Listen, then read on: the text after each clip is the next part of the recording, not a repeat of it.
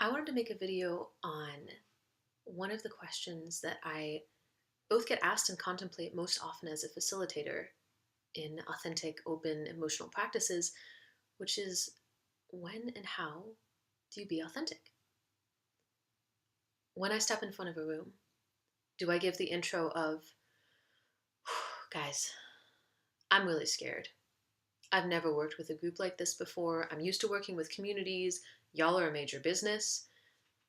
I really want you to like me. That's authentic. Uh, and for a lot of people, it may actually have a really good impact. They may go, oh, wow, the facilitator's being vulnerable. And it's not the culture that I'm stepping into. So I need to demonstrate the values of what I'm standing for, authenticity and openness. That's why, communities bring me in or companies. But I need to do it in a way that speaks their language and that won't turn them off in such a way that they can't be open to more of my vulnerability. It's kind of like if you're in a relationship and you're constantly telling your partner, I'm not sure, I might break up with you tomorrow. Yeah, that thought goes through my head a lot of the time, and sometimes it's actually really important to say. But if I say it every day and if I really put my full heart into it and the part of me that's questioning it, the relationship doesn't go well. But of course, we don't want to be inauthentic. So, what's the balance to strike? I'm going to offer one perspective. There's probably lots out there. This is just how I think about it. There's different types of authenticity. There's authenticity with the sensations in my body, my feelings, my thoughts, uh, my values. And I like choosing which type of authenticity I'm going to share in a given moment. I think of authenticity as a value, not a state of being. Authenticity is something that I hold internally that allows me to have a check on, like, am I being true to myself? Like, if I'm scared, which often I am, if I walk in front of an audience that I don't know, I'm usually terrified.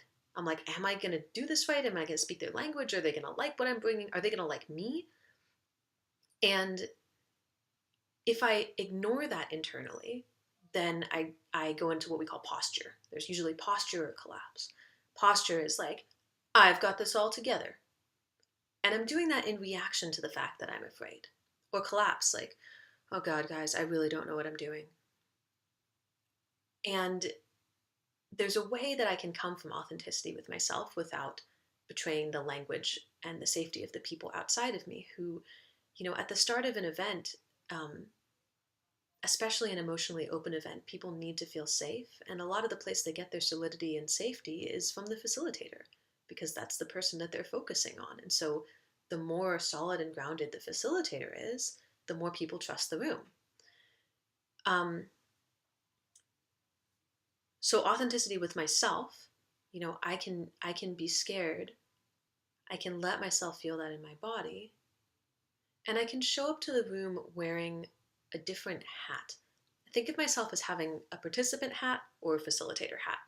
There's lots of different types of hats, but we're going to go with this for now. In my participant hat, like my unguarded self hat, I'm scared. I'm going to call my friend before I go into the room and I'm going to say, I'm terrified. Can you, just tell me good things about myself? Can you build me up? I'm going to acknowledge in myself, I'm feeling this. This is true. I'm going to allow that to even enter my being so I can feel myself more as I facilitate. And externally, I'm going to have my facilitator hat on. I don't know which hand I'm using right now.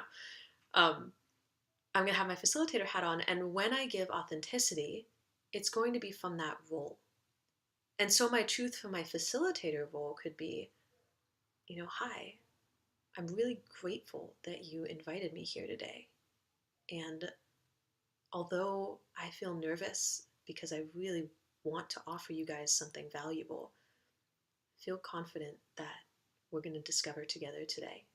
And it's going to be something that none of us could expect. So I'm acknowledging the nervousness. I might not even say the confident part, but I'm allowing, in one sense, I'm allowing myself to be solid within that authenticity. And I'm acknowledging the multiple realities and my role as facilitator, that I'm here to keep us safe. Um, I'm here to guide. So I'm speaking to the deeper values, not just the feelings. I value solidity. I value authenticity. I value congruence. And those are what I'm resting on more than my feelings in the moment. Something I like to ask myself is the question, in service of what am I sharing this? In that moment, am I sharing because I want reassurance from the group? Is there another way to get that reassurance? Am I sharing because, um, well, it's like right now, why am I pausing? I'm pausing because I want to feel myself, because I want to actually be honest in what I'm saying. Because if I'm teaching congruence, which is alignment between, what I teach and how I show up, then I should be demonstrating it too. Uh, that one's a fun little foop. You have to demonstrate congruence, to teach congruence, to demonstrate congruence, whatever. So I'm asking this in service of what? Why am I doing this thing? Should I reveal why I'm doing it? Should I reveal what I'm feeling and what's going on for me?